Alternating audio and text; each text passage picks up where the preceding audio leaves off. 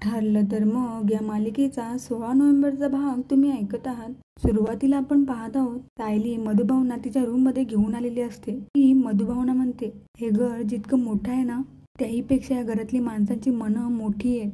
मला ना माझी जन्मतिथी माहीत नाही आहेत, पण या घरामध्ये ना माझ्यावर खूप प्रेम करणारी आई आहेत, मला आधार देणारे बाबा आहेत, कधी चुकले ना तर हक्काने कान पिळणारी आजी आहे आणि सख्या भावापेक्षाही जास्त जवळचा दीर.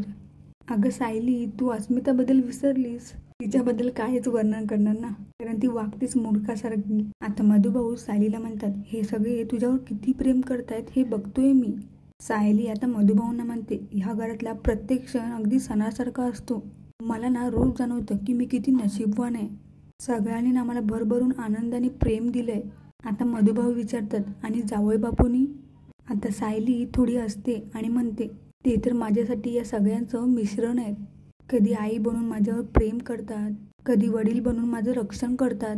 माझ्या डोळ्यात ना कधी पाणी येऊ देत नाहीत. ते माझ्यासाठी ना खूप छोट्या छोट्या गोष्टी करत असतात ते. आणि मी जर का त्यांच्यावर कधी चिडले ना तर मुलापेक्षा मूल होऊन माझ्या मागे मागे फिरत असतात. कधी कधी ना तर मला न सांगता माझ्या मागे मागे येऊन किचनमध्ये थांबतात. का माहिती? माझी धावपळ होऊ नये म्हणून. ते माझ्यासाठी इतकं करतात ना की मला शब्दात नाही सांगता येणार.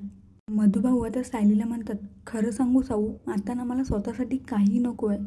तू आणि जावई बापू आयुष्यभर असंच एकमेकांवरती प्रेम करत राहा आणि ना सुखाने संसार करा. सायली आता मनातच म्हणते, माझं स्वप्न तर तेच आहे मधुभाऊ, पण हा निर्णय फक्त माझा नाही असू शकत ना. यांच्या मनात माझ्यासाठी प्रेम आहे की फक्त आपुलकी हे मला कळतच नाही आहे. इकडे आता सर्वजण छानपैकी बसून गप्पा मारत असतात, पण अर्जुनचं लक्ष फक्त त्याच्या रूमकडे असतं.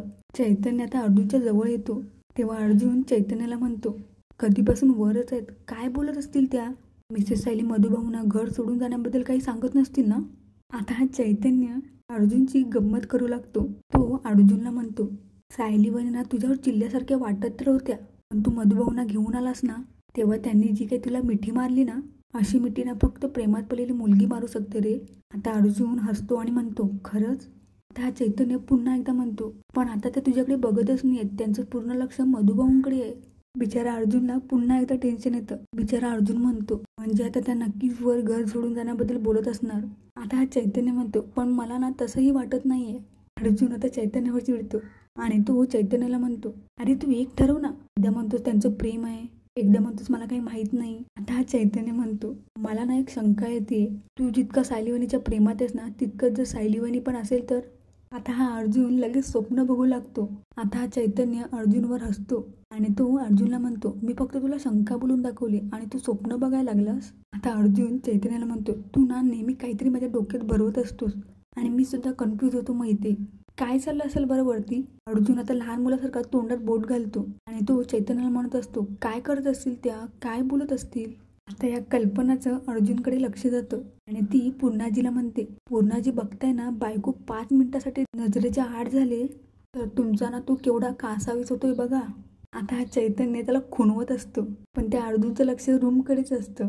आता प्रतापराव अर्जुनला म्हणतात, अर्जुन, बापले गप्पा मारत बसलेत, 1.5 वर्षाच्या गप्पा साठल्या असतील त्यांच्या. आता हा अर्जुन कमालच करतो. तो म्हणतो, त्यांना गप्पा मारता मारता चहा कॉफी लागेल ना. आता ही विमल म्हणते, मी ना त्यांच्यासाठी कॉफी करते. हा अर्जुन म्हणतो, नाही कशाला, मला येते ना कॉफी करता, मी करतो त्यांच्यासाठी. आता ही मूर्ख अस्मिता म्हणते, आमच्यासाठी कधीही नाही केलीस रे कॉफी. आता ही विमल म्हणते, अर्जुन दादा राहू द्या, मी करते. तेव्हा ही कल्पना म्हणते, विमल अगं असू दे, अगं त्याला त्यांच्या सासऱ्यांसाठी कॉफी करायची आहे, करू देत त्याला. अर्जुन आता किचनमध्ये कॉफी बनवण्यासाठी जातो आणि त्याची लगेच कॉफी बनवून तयार पण होते. तो आता कॉफी घेऊन रूममध्ये येतो. मधुभाऊ आता आश्चर्यानेच विचारतात, तुम्ही कॉफी घेऊन आलात? खरंच माझ्या लेकीने ना नशीब काढलंय, म्हणून तुमच्यासारखा नवरा मिळाला तिला. आता अर्जुन म्हणतो, ऍक्च्युली ना नशीब मी काढले मधुभाऊ, मला सायलीसारखी बायको मिळाली. अर्जुन आता मधुभाऊंना म्हणतो, तुम्ही कॉफी संपून ना लवकर खाली या, सगळ्यांना ना गप्पा मारत आहेत तुमच्याशी, मी येतो.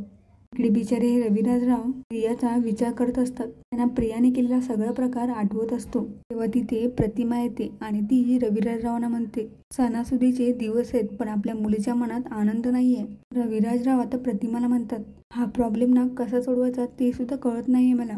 प्रतिमा म्हणते, सुटेल, हा प्रॉब्लेम सुद्धा सुटेल आणि यंदाची दिवाळी सगळ्यांसाठी आनंदाची जाईल.